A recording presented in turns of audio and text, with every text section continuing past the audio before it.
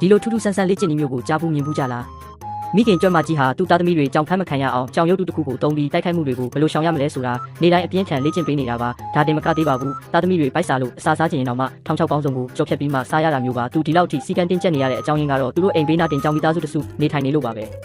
တစ်ဖက်မှာလည်းကြောင်မေကြီးကသူ့ကြောင်ပေါက်စလေးတွေကိုနေတိုင်းလေ့ကျင့်ခန်းလုပ်ခိုင်းနေပါတယ်လေ့ကျင့်နေတော့အာယုံမဆိုင်တဲ့ကြောင်လေးရှိရင်လည်းလက်ဝါးနဲ့ချက်ချင်းရိုက်ပြီးစုံမတက်ပါသေးတဲ့နောက်ပြီးလက်တွေ့လေ့ကျင့်ခန်းအနေနဲ့ကြောင်ပေါက်လေးတွေကိုတဲအိတ်တွေစီခေါ်ခိုင်းပြီးခွန်အားနဲ့ဖြက်လက်မှုကိုပြိုးထောင်ပေးပါတယ်အစင်းသင်းဖြစ်ပြီးဆိုတာနဲ့လက်တွေ့တိုက်ပွဲဝင်နိုင်ဖို့ကြွက်ရုပ်လေးကိုထုတ်ပြီးလေ့ကျင့်ပေးပြန်ရော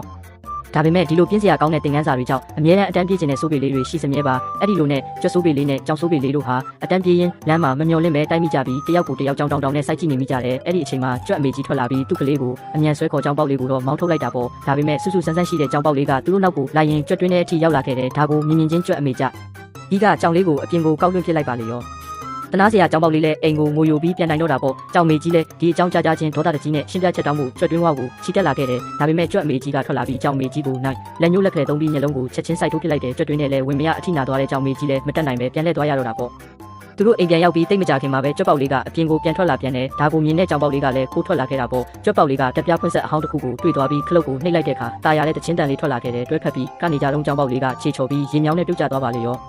ကြောင်ပေါက်လေးရဲ့အော်တန်ကိုကြားတော့ကြောင်မေကြီးလည်းပြပြတလဲဖြစ်သွားတာပေါ့ကြွက်အမေကြီးလည်းထွက်လာပြီးစိုးရင်ကြီးနဲ့ရေပိုက်ဆုပ်ခွက်ကိုလှမ်းပစ်ပေးပေမဲ့ဘာမှသုံးစားမရခဲ့ဘူးအဲ့ဒီအချိန်မှာပဲညံကောင်းတဲ့ကြွက်ပေါက်လေးကဂစ်တာအဆုပ်တစ်ခုကိုလှေလို့စီးပြီးကဲဖို့သွားခဲ့တယ်ဒါပေမဲ့ကြောင်ပေါက်လေးခမညာကံမကောင်းရှာဘူးဖက်တွေစရာဘာမှမရှိပဲရေစီးတန်နဲ့ဝဲကရက်အလဲခေါင်ကိုမျောပါသွားခဲ့ရတဲ့အဲ့ဒီအချိန်မှာပဲကြွက်ပေါက်လေးအချိန်မီရောက်လာပြီးရေမြောင်းပေါ်ကနေကျိုးတစ်ချောင်းလိုအောက်ကိုတွား